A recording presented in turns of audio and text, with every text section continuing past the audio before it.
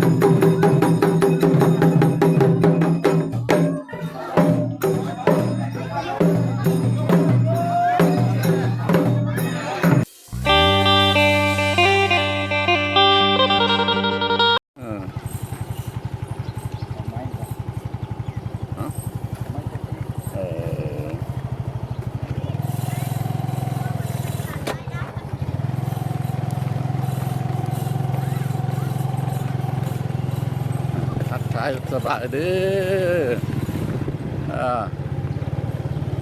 สิคุณด้าตอนเช้าบรรยากาศของวันที่9เนาะเดือน4ทั้งพอบ้านพะเลาะเนาะกับทีมงานบ้าแปลงได้เดินทางมาแต่เช้าออกจากเมืองตะแคมุ่งหน้ามาบ้านสังเนาะบ้านกาสังเมืองท่าแค่แขงขมวนเมืองเซบังไฟเนาะเมืองเซบังไฟโคโรดเมืองบ้านสังเมืองเซบังไฟแขงขมวนจุดประสงค์ว่าสิมาว่าสิให้ท่านเอาพระองค์แสนเนาะพระนี้นะมันเป็นพระองค์แสนเนอะคู่บ้านคู่เมืองพระองค์แสนคู่บ้านคู่เมืองเฮายันมารุ่นมาเชียร์น้ำกันว่าเพื่อนเชียร์ลงแล้วบอกกำลังเข้ามาสิฮอดวัดเด้อฮอดนี่ต้นมาต้นแล้วลงมาเรามาใครได้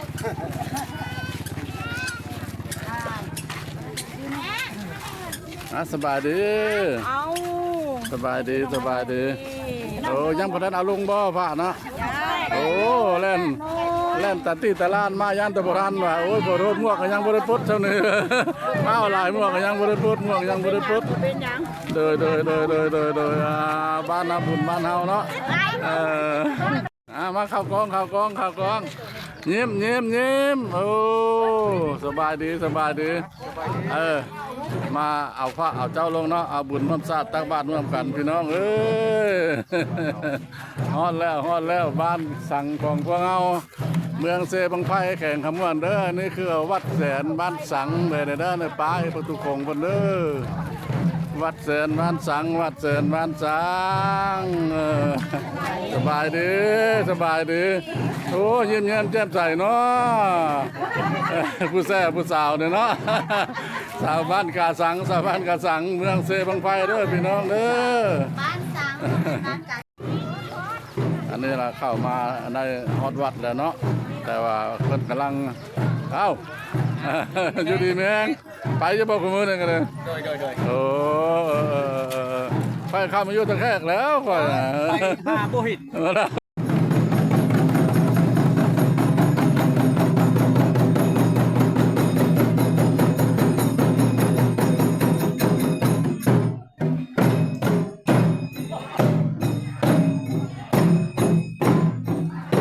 อันนี้คือว่าเนี่ยนะสิมของเพิ่นเด้อเนี่ยเด้อสิมเพิ่นเด้อ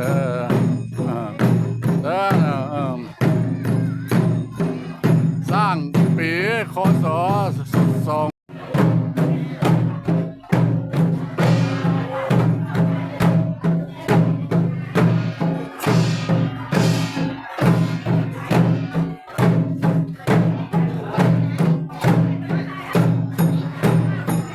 นั่นล่ะกำลังห้างหาอุปกรณ์เด้อเพิ่นสิเฮ็ดอย่างหามมาละขอนิมนต์เพิ่นลงมาก่อนเพิ่นสิลงมาเพิ่นให้เป้าหอยสังเลยเด้อเป้าหอยสังเป้าหอยสังแล้วก็ตีข้องห้องเป้าลงมาคันเฮ็ดบ่ถึกแล้วก็เพิ่นก็บ่ลงเลยเป็นละ10คน20คนแล้วเป็นละเท่าใดคนก็ย่อก็บ่ขึ้นคันเฮ็ดบ่ถึกเพิ่นน่ะนะแบบนั้นทุกปีเด้อคันว่าปีใดจะเป้าไพ่รัษฎรเนาะสิอยู่ดีมีแฮงล่ะสังเกตเบิ่งใบหน้าเพิ่นเด้อใบหน้าเพิ่นยิ้มแย้มแจ่มใสหน้าเซาะใสถือว่าปีนั้นล่ะลูกหลานละอยู่ดีมีแฮงท่านละลูกหลานนี่ล่ะสิเป็นเจ็บเป็นไข้บ่รู้ว่าสิเป็นอะไรอันนึงอะไรมันหน้าเศร้าหัวเข้าเพิ่นนี่หัวเข้าดำแขนซอกดำสังเกตเยอะเด้อสังเกตแบบนั้นล่ะเด้ออันนี้บ่น่าทำมือเพิ่นหอยสั่งเด้อมาเวลานะเพิ่นสิเป้าเด้อหอยสั่งเด้อหอยสั่งนี่เด้อหอยคู่บ้านคู่เมืองที่คิดบ้านเด้อ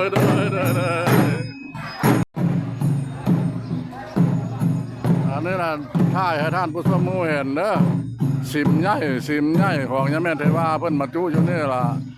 ด้านข้างเด้อนี่เด้อด้านข้างเด้อเพิ่นก็ปลูกต้นดอกไม้เนาะต้นดอกไม้หลายชนิดดอกซอสดอกหยังล่ะมีต้นโพตะกี้ในความศักดิ์สิทธิ์เนี่ยบ่แม่นล้อได้ทำตะขาวพอบ้านพาเลาะอย่างน้อยก็บ่น้อยปานใดแล้วเนาะสิอยู่ราว17-18 ปีเนาะ17-18 ปีนี่ปืนยิงบ่ได้แตกเด้อเอาเห็นนกเนาะนกเอี้ยงเนี่ยนะนกเอี้ยงมันมาเห็นหางเห็นหยังตัวนี้แล้วล่ะเอาปืนยิงเนี่ยบ่มีแตกได้แต่เดี๋ยวนี้จะบ่สร้างมันสิเปลี่ยนไปเนาะเรื่องความศักดิ์สิทธิ์เด้อพี่น้องเด้อเพิ่นเสด็จมาเองเด้อบ่ได้มีผู้คนเอามาเคนมาถวายเด้ออยู่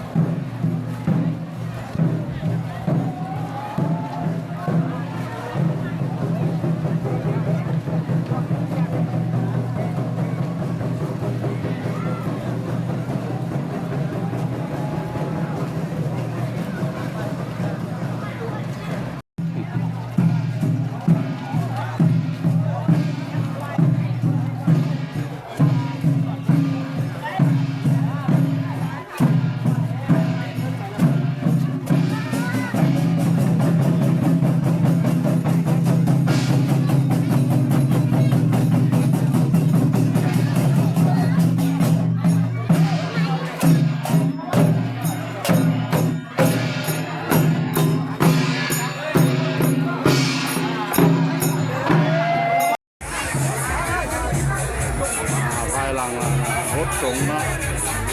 ภายหลังรถเป็นพระพุทธรูปเรียบร้อยแล้วล่ะทางบ้านเป็นเฮ็ดพระขวัญเนาะพระขวัญสมาธิคือผู้เฒ่าผู้แก่ผู้รักผู้ใหญ่เนาะผู้สำคัญอยู่ในไฟในเมืองเจ้าคนไฟหรือว่าแก่ขมวนนี่แหละนี่แหละเด้อผู้แก่นำเนาะเป็นผู้รักผู้ใหญ่ในบ้านในเมืองเฮาในวันนี้มาจากเมืองเด้อเดินทางมาจากแขวงนะ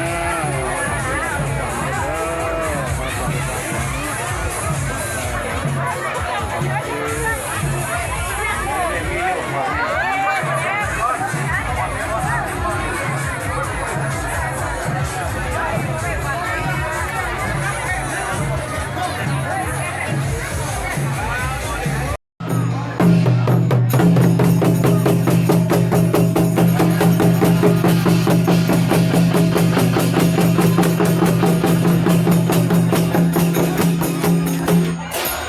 เ